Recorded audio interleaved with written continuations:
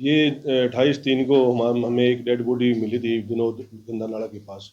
जो dead body को वहाँ से निकाल कर हमने सिविल हॉस्पिटल में पहचान के लिए पोस्टमार्टम करवाने के लिए रख दिया था। उसके बाद 29 तारीख को हमने उसका पोस्टमार्टम करा और उसकी पहचान भी होगी। जो अपनी गुजरों की ढाणी पुराना बस अड्डा में रहने वाला प्रवीण कुमार मिला, जो उसके वारसान भी वहाँ गए थे और उनकी उसमें पोस्टमार्टम करवाया गया।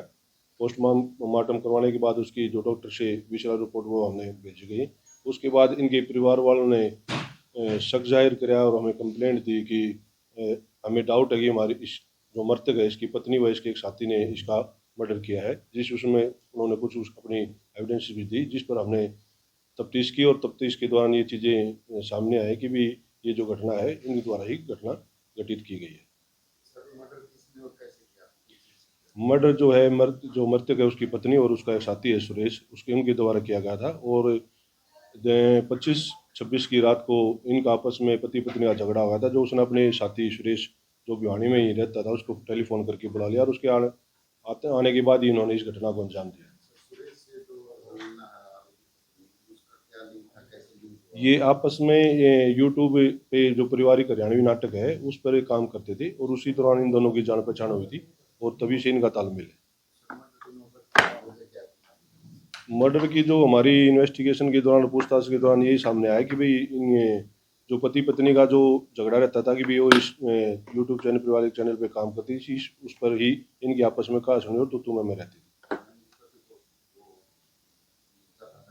हाँ, उसमें ऑब्जेक्शन करता था और इस बात पे उनकी कहा सुनी तो तुम्हें में रहती थी। वीडियो वायरल हुआ सर, उसमें जो वो पति है उसका डेड बॉडी है वो बाइक पे लेते घूमते नजर आ रहे हैं महिला है। वो सीसीटीवी फुटेज है, वो उसमें वही एविडेंस की हमारी कुछ एविडेंस की पार्ट है, वो हम सभी तफ्तीश के दौरान को कलेक्ट कर रहे हैं। हाँ, इसमें हमने दोनों आरोपियों को गिरफ्तार कर चुके हैं, हमें उसकी पत्नी को भी और उसके साथी सुरेश कुमार को। अभी तक कोई इन्वेस्टिगेशन अब तक कोई नहीं है, अगर कोई आगे भी कोई आएगा तो उसके अनुसार अभी तफ्तीश बाकी है। हाँ, बाइक भी बरामद हुई है। हत्या इन्होंने जब ये आया वहाँ पर बुलाया तो उसके बाद सुरेश ने आते ही अपने एक चद्दर से उसका मुंह दाब दिया और गला दबा दिया। और उसकी जो लेडी उसकी पत्नी थी उसने एक सोटा है वो सिर में मारा और उसके बाद चुन्नी से दोनों ने गला दबा दिया। लाश को कहाँ से बरामद किया?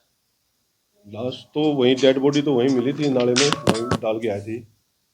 उस टाइम तो परिवार वालों ने कोई कार्रवाई नहीं की। नहीं, उस टाइम ही बाद में उन्होंने शक जाहिर किया कि इनके आपस में उनको डाउट होगा तो उसी पे उन्होंने शक जाहिर किया, तब उसी के बाद ये उन्होंने कंप्लेंट फाइल करी। सुरेश के रीना के कोई संबंध आपस में एक दूसरे के साथ ही रहते थे। कितने साल रहे थे मानते थे? 1 साल से करीब ये इस फील्ड में काम करते थे, उसी दौरान इनकी जान पहचान हुई थी। परिवार वालों ने इस बारे में कोई कहीं सूचना नहीं दी थी, 2-3 दिन से जो नहीं था तो परिवार वालों ने अभी कोई सूचना वहाँ कहीं भी कंप्लेंट फाइल नहीं करी थी। तो उसके बाद ये 28 तारीख को हमें वहाँ डेड बॉडी मिली, उसी के बाद 29 को पहचान हुई थी।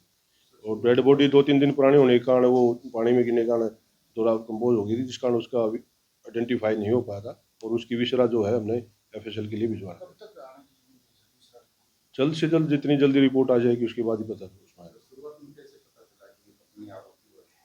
इनके घर वालों ने ही डाउट था कि जो परिवार में ही पता चल जाता है भी जो उसका आना जाना व्यवहार जो 1 साल से बाहर ही रहती है, अक्सर कभी कभी घर पर आती थी, तो उसी दौरान उन्होंने डाउट था और कुछ एविडेंसेस जो उन्होंने दी थी उसके आधार पे शक हुआ, जिस आधार पे उन्होंने कंप्लेंट फाइल की और आगे कार्रवाई।